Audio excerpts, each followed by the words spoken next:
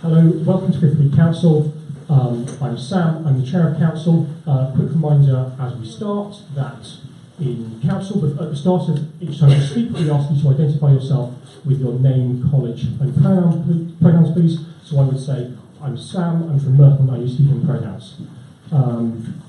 We have a fairly short agenda this week in terms of motions, so we hope to move through that fairly quickly. I also draw to Council's attention that we are quorate, but quorum is 35, and if we go below 35 people, then we can't continue with the with the motions. We're at 40, I'm told. So, a general discouragement from leaving before we finish things. Right, so to begin with, moving through the agenda. Again, at any point, if you have any questions about what's going on, or you aren't sure, you can draw a point of order and address a question to me as the chair, and I will seek to clarify things. There are also various procedural motions that can be moved. But yeah, minutes of the previous meeting have been circulated. Are there any questions about the minutes of the previous meeting? Or are there any matters arising from the minutes of the previous meeting? Okay, none seen. So minutes are ratified. We move on to elections in council, for which I'm going to hand over to Jim, the returning officer. Okay, so we have a nomination for joint subcommittee of the Education Committee with student members, and it's Mr. Thomas Wernham. Is he in the room? Would anyone like Thomas to host? Could you come up and host Thomas? That's right.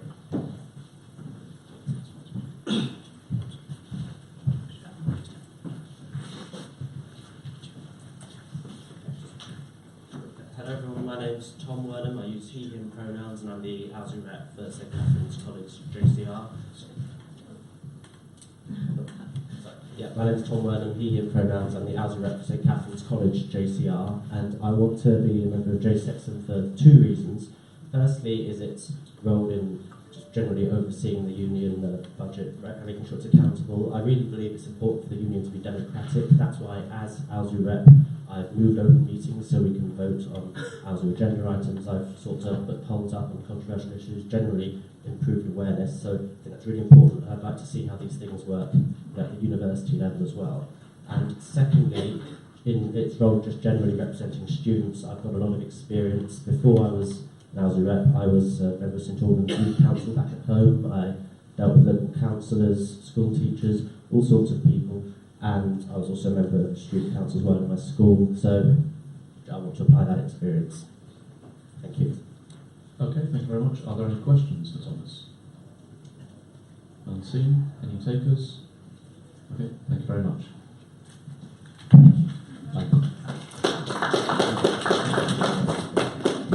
Okay, so now we're moving to voting. It's not on the screen, but if you'd like to vote for Thomas, press 1. If you'd like to reopen nominations, press 2. And if you would like to abstain, press 0.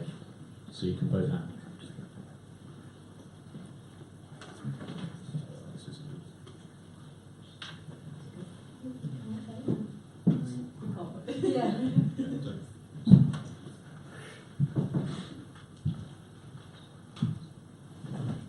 Sorry, slight technical hitch.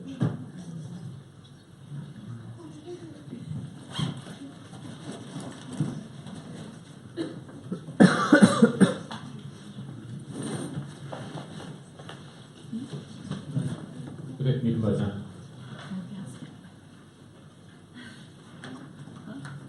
We're ending in 5, 4, 3, 2, 1.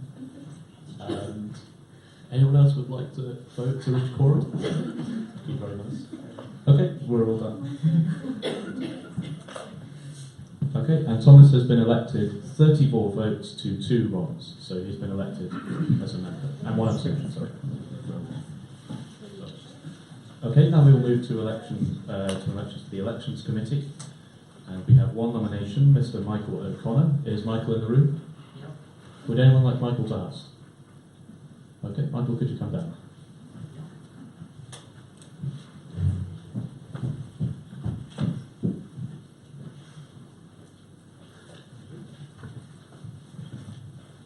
Do I take the questions? You do like 30 seconds.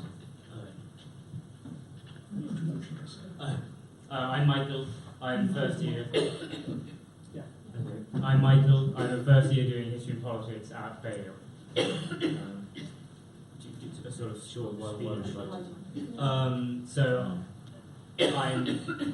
student unions are quite important parts of universities, and the Oxford Student Union, in the first few weeks, it's done some important things, housing meetings for me, for instance, and also the workshop which it runs, and I'm quite interested in getting involved in it, and in particular elections, because when I had a look at the Student Union's website, I felt a little bit confused because it's quite hard to find out how exactly it worked, how the elections worked, to find manifestos, and I thought it might be interesting to stand for the elections committee and get involved in, for instance, making sure there's more transparency in the elections, that manifestos do go up, and also rules involving slates and things.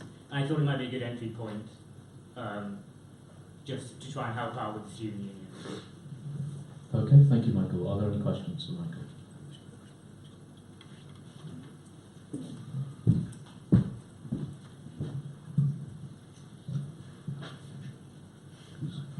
Dane Rogers, Merton College, he, him. So you mentioned slates. Could you tell me a little bit more about what your policy is on that, what you do there, please?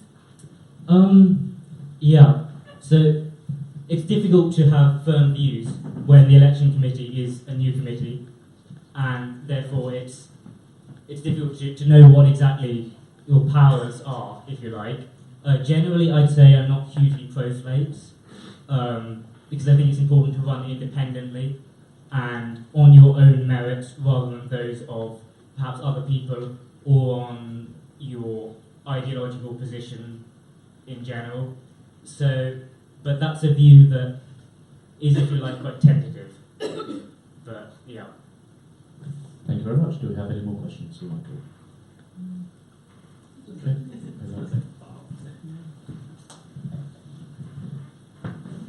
Dane Rogers, Merton College, he, him. So you mentioned making elections fair. Could you explain how you resolve Arrow's voting theorem, which basically says for any ranked voting system, there are, I think, 4 undesirable properties, and you have to have one of them. Could you tell me what your views on that are, please? My views on Arrow's voting theorem? I've heard of it, and that's about it. So, and I believe that the election committee's role does not extend quite as far as giving commentaries on Arrow's voting theorem, but I might be wrong. You probably would be. And would you like any more questions? Any more questions? Okay, thank you very much, Michael. So we will now move to voting.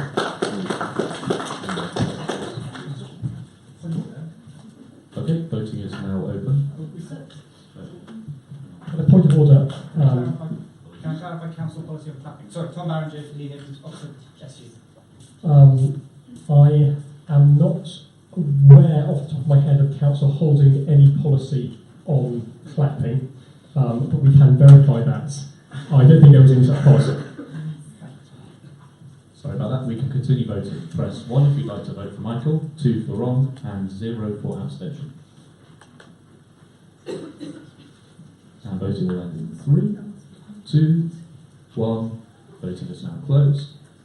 Michael has been elected, 33 votes to 4 with 2 abstentions. Congratulations, Michael.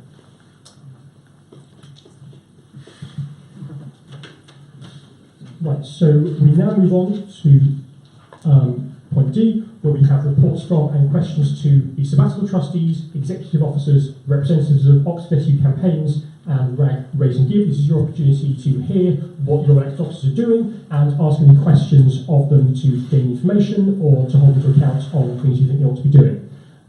So on that point, I'm going to begin by inviting the sabbatical trustees, the president and vice presidents, up to the front to give an update, and then we'll take questions.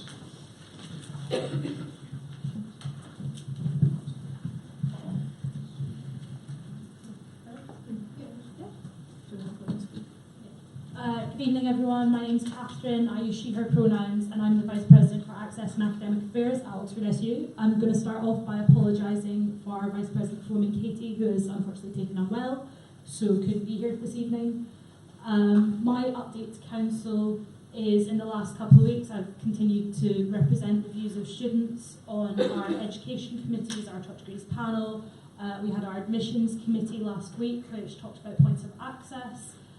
We've been following up on issues surrounding the press and the David Lamley inquiry and what actions the university is taking forward from that, as well as working on my own projects and 2 external national things that have been going on which are pretty cool. Today I was in Birmingham at a consultation for the Higher Education and Research Act. So I was there with representatives from the university talking to the officers from the Department of Education and the new Office for Students to talk about how the new Office for Students is going to be implemented and what does that mean for student representation. And I'm also now going to be working on the NUS Poverty Commission and compiling the response from Oxford SU in their call for evidence. Hi Council, I'm Kate, I use she, her pronouns, and I'm your SU President. For me, the last few weeks have been all about getting out and about and trying to meet as many different people as I can, trying to further kind of our links in the community and talk about student engagement wherever they will have me.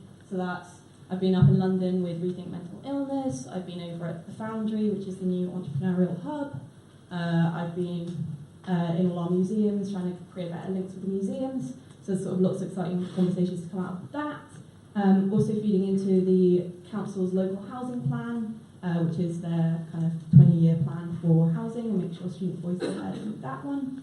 Coming up from me, it's This Girl Can Week and 7th week. The timetable will be released hopefully later this week, but it's a whole week of free activities for women and non-binary students to get more involved in sport. So please look out for that, it's really fun. And it's a Strange Student Solidarity Week and 8th week. If you're a stranger yourself, know anyone that is, or genuinely would like to get involved, I'd love students' help on it, so please get in touch. I've got lots of plans, but we'd like some students involved. Have a great week. Thanks. Hello everyone, my name is Marianne Nelson. I'm the Vice President of Graduates and I use she, her pronouns. In the last few weeks I have been working on graduate access, and graduate access is a massive thing, so I'm trying to tackle this from a lot of different angles. I'm working with GlassAct, the grad rep in particular. I've had some really, really interesting conversations with members of staff as well that are quite keen to do something about this. I've been to graduate committee, I've been to graduate admissions committee. Both of them, this topic is something that comes up. It's quite interesting to see what data the university is collecting and whether they're willing to share it with me. So I think stay tuned on that one. In addition to that, I've had the pleasure of interviewing potential new divisional representatives, trying to put together a team. I'm doing the postgrad side of that, and I'm pretty confident that we're going to get a really good team this year.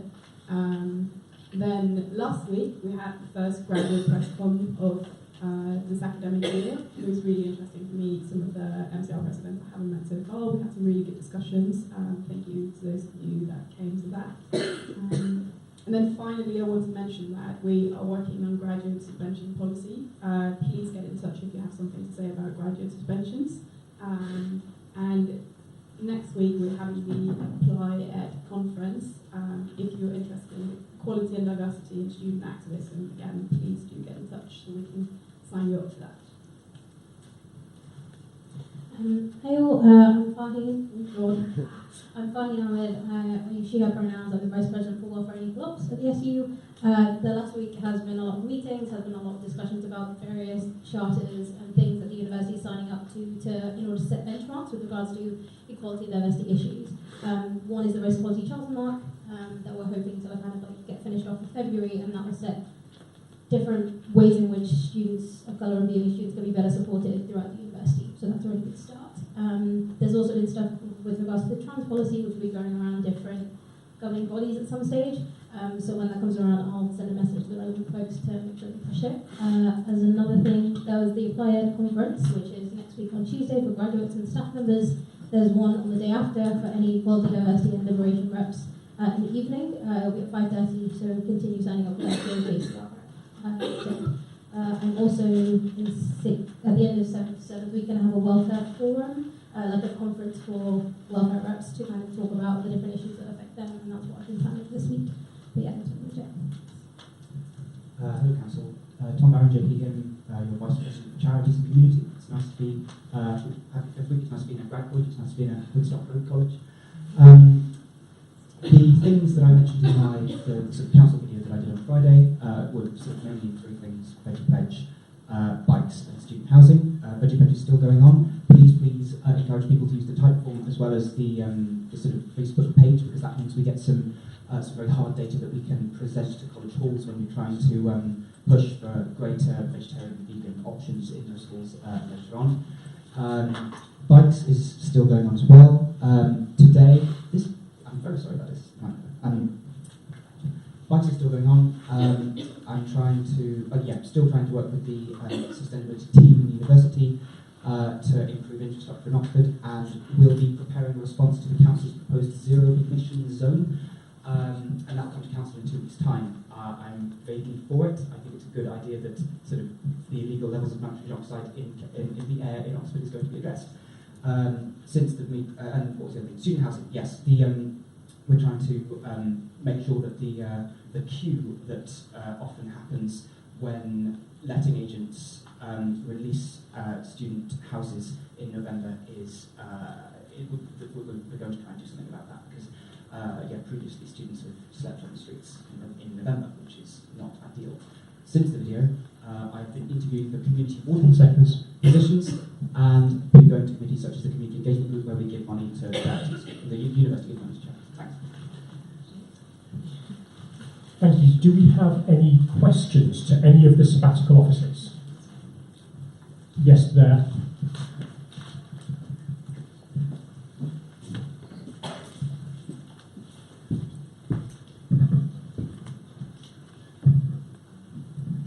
Dane Rogers, Merton College, Heatham. Kate, you mentioned you're doing something about a strange student in week 8. Are there any plans to create any policy off the back of that? For example, supporting the LGBT people who I think are disproportionately on the streets or stuff like that? I just wondered if you had any policy plans off the back of it. Yeah, I do. I've been working all summer with Standalone, which is the charity the NUS have partnered with. It's coming from the LGBTQ campaign within the NUS. I'm actually their student union ambassador, so we're looking at bringing the Standalone pledge to Oxford. We're also, looking at longer term policy in terms of to mandate someone. Obviously, it's one of my priorities, but not necessarily after I leave, so we'll be looking at that in due course. There's loads of stuff going on. Happy to talk to you about it outside, but scholarships, all sorts of things we're talking about, so there's lots of really cool stuff going on. Are there any more questions to the sabbatical trustees? None seen. And so we move on. I draw to council's attention the fact that we have had, I think, 2 reports submitted to council, which I have here. One by the Campaign for Racial Awareness and Equality, and one by the Oxford University Vegan Society. Are either of the people who submitted those reports here, and or any other campaign chairs or representatives RAG here, and would like to give a verbal report to council? Would anybody like to ask any questions to any of your elected officers who may or may not be here? None seen, and that concludes our reports on questions to elected officers, and we move on to items for resolution. So we have one motion this week, a motion that all participants at moots wear the same gown. Is the proposer here? Yes, okay, thank you. You might like to come to the front. Do we have any short factual questions on this motion? Yes, up there.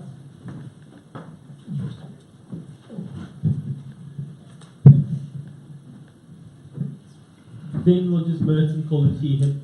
Can you tell us all what moots are, please? Okay, sure. So, moots are. Okay. Sure. So I'm Thomas Howard, Magdalen, second year at law, Heatham. So moots are legal debates, so they're like kind of mock court of appeal cases. And they're what you have to do, one, required by the faculty if you're doing a law degree, and there are a series of optional moots throughout the year. Thank you. Do we have any other short factual questions? Yes, at the front here.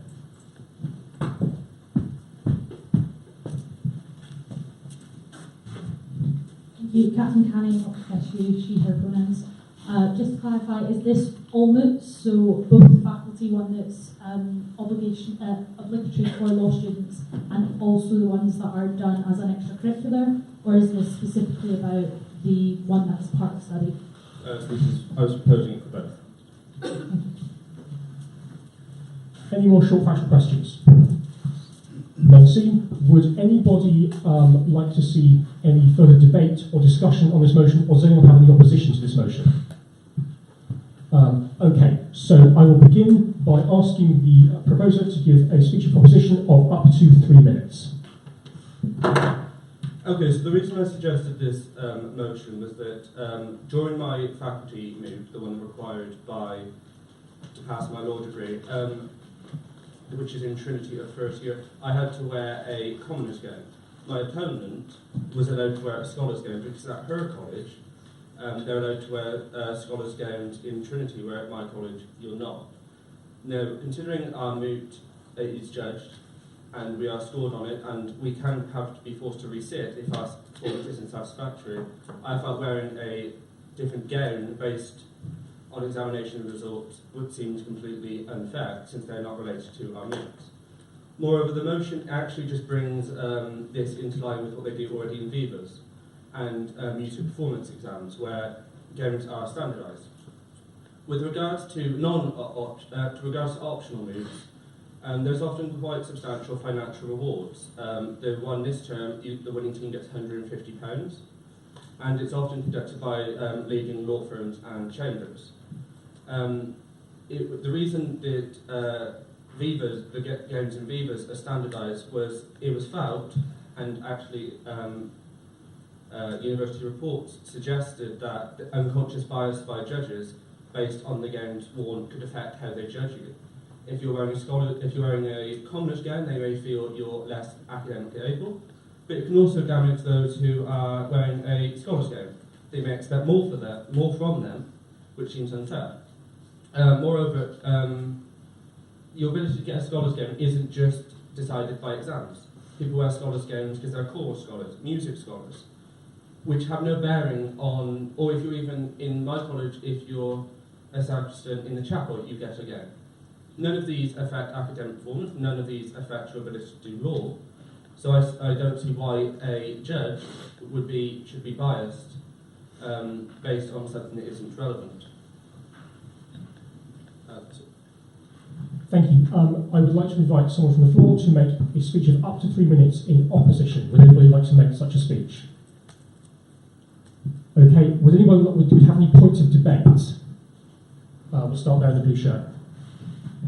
Hi there, I'm Will, I'm an MH, he, him. I just wanted to point out one thing which some of my, from my JCR raised to me, which was that, I just mentioned, you can get gowns for being like a choral scholar or something.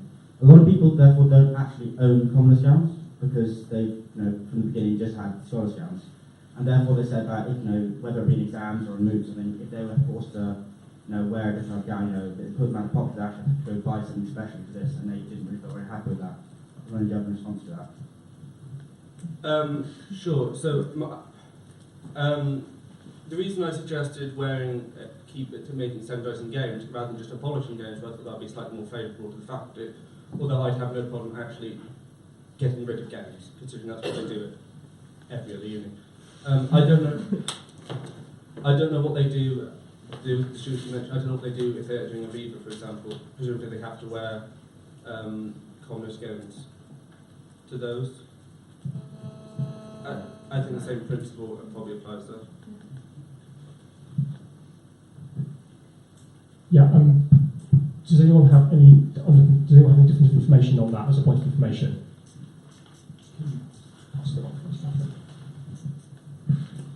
Yeah. So just on that point, if they were a scientist with a fourth year Viva, they would be expected to wear a commoner's gown, so they would have to get it from somewhere.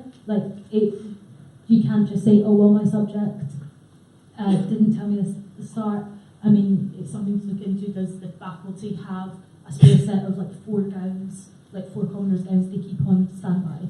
You know, or you could borrow one from a friend. There's not that many people with scholars gowns in a specific college. It's not like everyone in college has a scholars gown and nobody has a commoners gown. Like, I'm sure you could get one from somewhere without having to be out of pocket for a couple of hours. Do we have any further points of debate? Yes, in the blue jumper.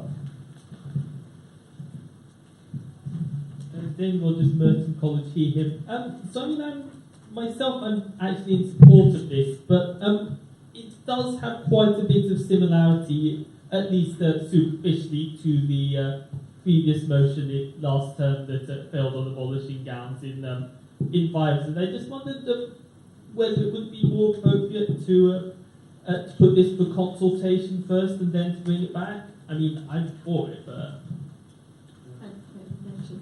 Yeah, point of information here.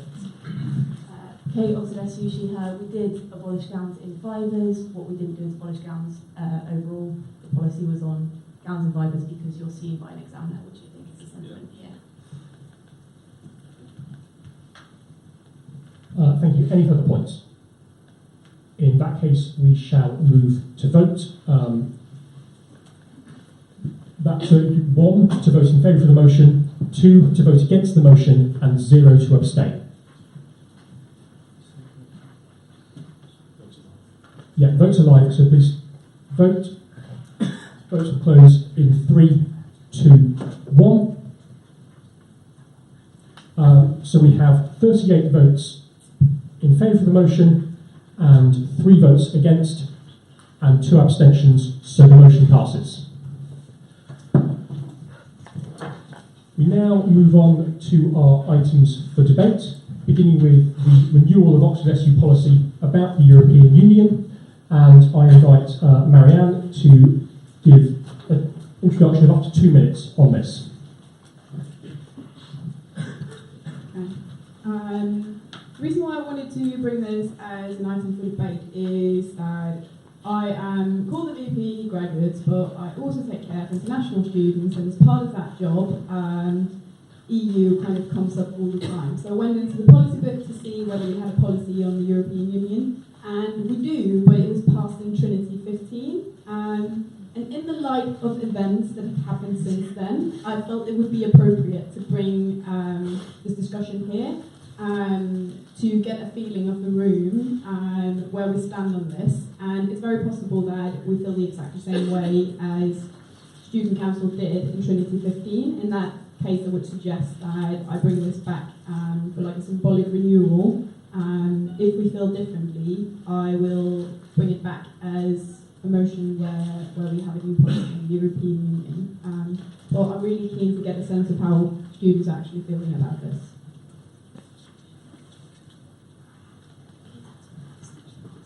So the policy was circulated with the agenda. Is there a strong desire? It's not very long, so I will read it. Ours believes that students benefit enormously from the funding for academic research provided by the European Union, that the university benefits enormously from the easy presence of students from other member states of the European Union at Oxford, that Britain should remain a member state of the European Union, that there is a diverse range of reasonable opinion about the EU amongst the student body, and that every effort must be made to facilitate debate and ensure that those who hold opinions different to ours are not demonised or shut out of the debate. That is the policy as it stands. I would like to invite points from the floor. We will start here at the front. I must see he, him from Wallen. So would your new policy be about the European Union or Brexit, or do you want to merge the two? Would it be the student union policy on how it's being done, or how we feel about the entire thing in general? Because that was a pretty unanimous, declination of of Brexit essentially. I think for me that's actually up to you to decide whether we want to have a policy that specifically mentions Brexit, or whether we would like to have a policy that doesn't mention Brexit. I think when Sam was reading it aloud, there's a part of it saying that we believe that UK should remain a member of the European Union, and I think in the light of recent events, there may be reasons why we don't want that to be the statement any longer, but that's really what I want you to give your opinion about. Right, further points from the floor? Yes, up there. Colin Burns, New College, Eam. So I consulted my JCR, got quite a good bit of feedback, and there was a general feeling that it should be focused on the university and focused on what issues affect students rather than making a big lofty policy proclamation about Brexit, given that we don't know the shape of Brexit or anything like that. It should be more like grounded on what actually affects students and how we can support them, how we can like make sure everyone feels included and stuff. So that was the more general impact that I got from that. Thank you. Further points? Yes, here at the front.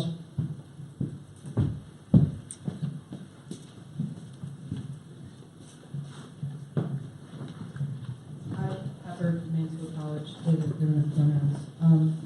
This is more just a question of what stake does the Oxford Student Union have in making policy on their position towards an ongoing process? I think maybe this is something we should continue to debate, because we're not exactly sure at this stage what this is going to mean. We're in the process of seeing this change. This may be something that we want to discuss later when we actually know the terms of basically Brexit.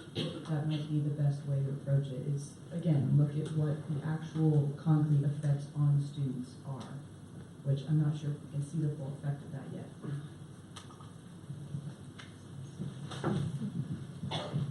So I might clarify on a purely technical note that council policy can be amended at any time by council, and this sets the policy direction for the SU, and I suppose particularly for all of the officers as they go about their day-to-day work.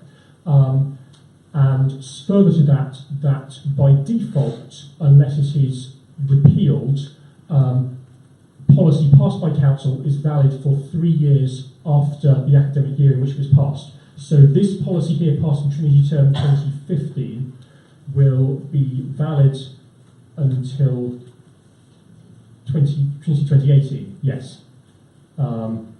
Yes. So so that's the end of this year. Any policy passed this year will be valid until the end of Trinity term 2021, unless it is repealed.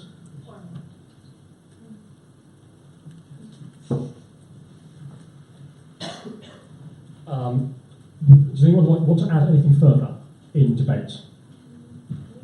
Up there in the back corner.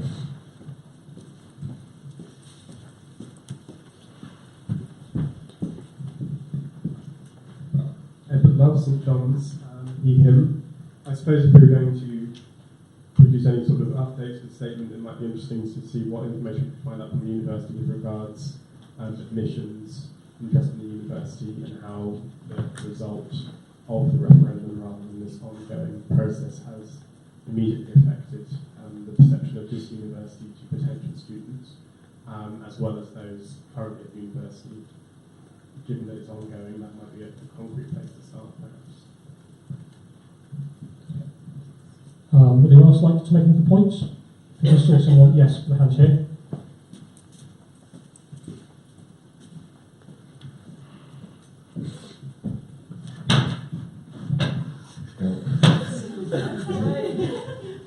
Joe, Mansfield College here. I was just wondering, in the light of public statements by the Vice-Chancellor and others, which are very supportive of remaining in the European Union before the referendum, and also statements made after, it would seem a bit strange if our policy was more ambiguous on this question than university leadership, and I kind of think that there's something to be said for having a very unambiguous SU policy for remaining a member of the EU, basically, regardless of the Brexit question, which may or may not happen.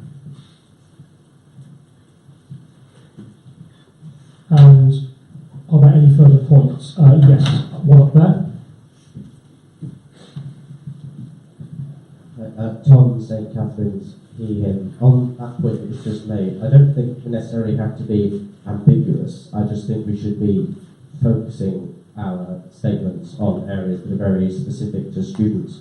Whether Brexit happens or not is something we have virtually no influence on at all, but we can draw attention to areas that do matter to, at least make our voice heard on what's important in the withdrawal process, I suppose. Thank you. We've got a hand up at the front here. If you want to speak in the debate, please just raise your hand when someone finishes speaking, so I'm not continually intervening.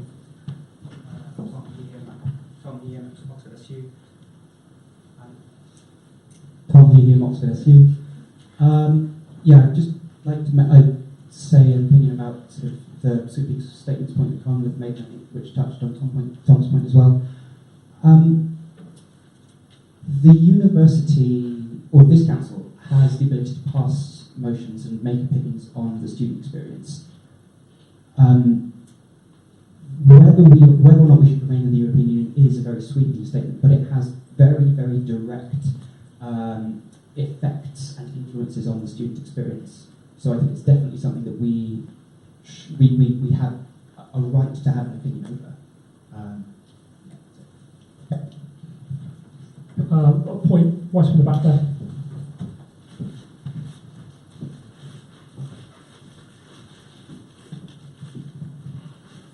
Dan, Jesus, Hayden. Surely if we just simply remove the policy, that's essentially after 2016 didn't happen, when I mean pre did.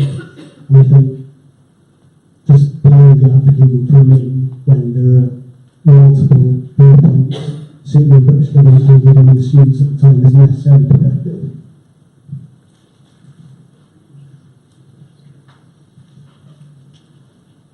If there are no further points, then I'm going to look to Marianne to add any closing remarks, and then we move on to the next item.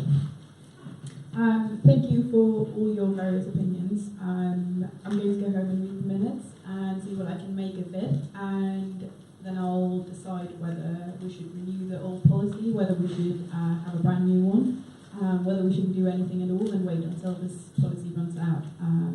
So I'll be back at some point with more information on this, but thank you for now. Thank you. And then the second item for debate, should the voting data of council be published with the minutes? I'm going to look to Tom, who's brought this item, to give a very brief introduction to what it is. So yes, we have these new fancy pad things, which allows us to do a very exciting thing. We can publish for the first time online how we all voted on every motion that we voted on. I think it's quite exciting. I think that every person here is a representative of a specific community, and I think that community deserves to know how we voted. But before sort of bringing a rule to council of that effect, I would just like to kind of gauge the room and see if I'm in the majority. Thank you. I look to points from the floor. We'll start here. Will Heath. I can certainly understand from a transparency point of view why you might want to do that. I'm just worried that particularly some motions here are quite contentious, and even within sort of the MCRs or JCRs there might be some kind of might be significant divergence of opinion. So I'd sort of be inclined to not publish the minutes just in case there is sort of discrimination within JCRs or MCRs, and also to encourage people to vote, because obviously and sort of treat their own opinions or the opinions of what they perceive to be the majority as they feel fit. I am going to add what I think is a relevant point of information at this point to observe that in accordance with Rule 26 D, Council can hold a secret ballot for a certain vote. As with election results, which are secret ballot automatically, we would not publish any voting data from a vote by secret ballot. Yes, we'll take the point here.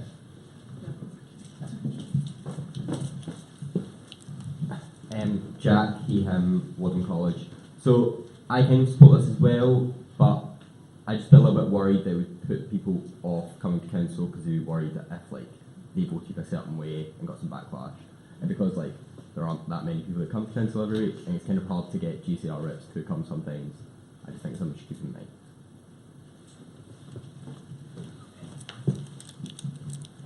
we will go there.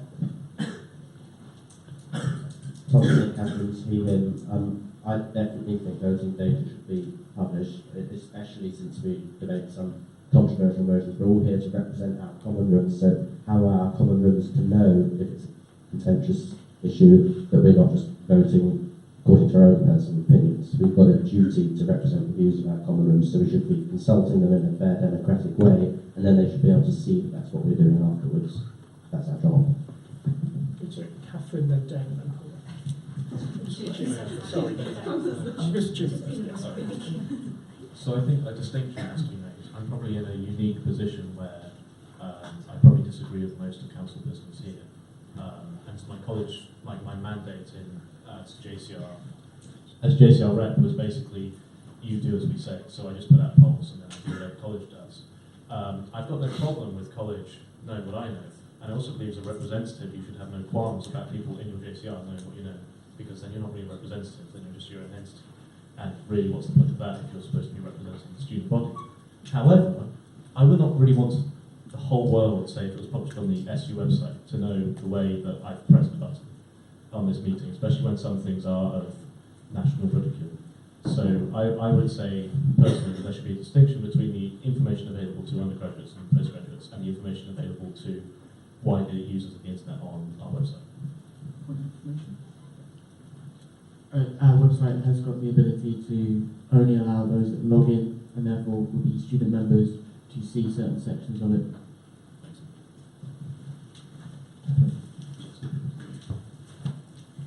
Thank you, Catherine, Dr. she, her. Just on Jack's point as well, I think there is an accountability issue here, and if we have it in the login section of the website, there's still privacy that only members of the university can see it, etc., etc. But also, I think it'll be really interesting for those JCRs. They can see who actually turned up and who voted for them. So you can say, oh, you know, I went to council. No, you didn't, but they don't know that at the moment. So hopefully that will lead to greater accountability, and it might actually lead to more people turning up. Maybe I'm just hopeful.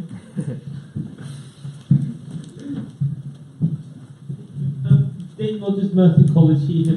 So I've got a couple of things. So one is that in my case, I'm in the unusual position of being a third vote. So, granted, I try to act similarly to a rep as I can in the sense of voting for what I assume the student body in my college wants, although I don't have, generally speaking, any direct mandates. But one thing I wanted to ask is, suppose that at some point in the future, council were to give the vote to every student, which, based on my reading of the Articles of Association, is actually what we should be doing anyway.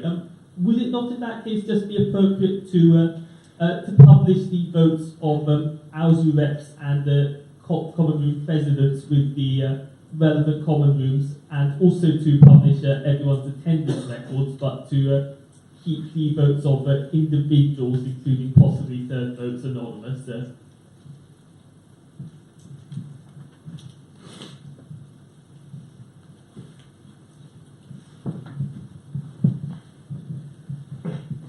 Lucas E. here, Warden College. I support this. I think it's a good idea and it's very good for accountability. I think that it is ultimately up to colleges, though, to decide how they distribute their votes and whether they tie their third vote to or not. And some colleges, I think that is the case. When they have to split JCR meeting, two have to vote one way and the third has to vote the other way. So I think that if you were to publish, you'd have to publish all of them. Thank you. Were there any remaining points? Okay.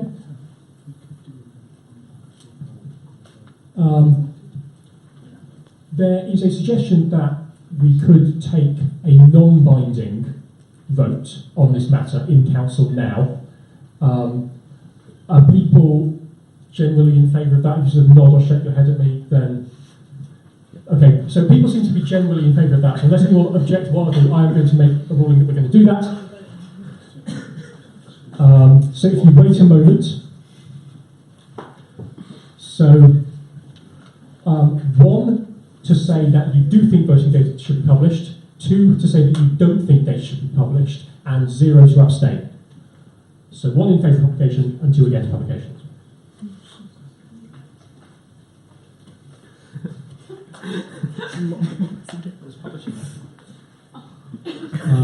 Voting closed in 3, 2, 1. And we have 31 people have said that they are in favour of it being published, and 4 people opposed to it, and 3 abstentions. Unless there are any other points to be made, then we're going to move on to any other business. I am going to begin by saying that, that we are still working on the council review, that I would like to highlight that we are running some workshops. We've invited a few people who completed the council voting member survey. If other people are interested in attending those workshops, which will be on Friday evening and next Monday evening, then you are welcome to do so. Please contact Josh to arrange that, DSO, at Oxford SU, etc. And also please publicise to anyone in your common group who think might be interested in participating in that. We're basically going to discuss some of the findings of what we've done, of the work we've done so far, and ask people for opinions on how we might come to solutions to any problems raised, or change council, or not change council. I would also like to highlight that next council, in 7th week, we have quite a number of elections, including for chair of council. The returning officer will be the returning officer for the annual elections in Hillary term, and remaining posts for elections committee, and also will be re-electing the steering committee because they're all termly positions. I'll tell you now, I will not be running again for chair of council. So, in order for us to have a chair of council next term, please encourage people to run or consider running yourself. And finally, I should point out that the meeting in 7th week has been moved from Wadham to the Oxford Foundry, which is a new venue next to Bridge on, I think it's High Bridge Street. Sorry? It used to be Wahoo. And there will be food and drink provided after the council meeting. Is there any other business? Okay, thank you all for coming. That concludes the council meeting. I'll see you in 2 weeks' time.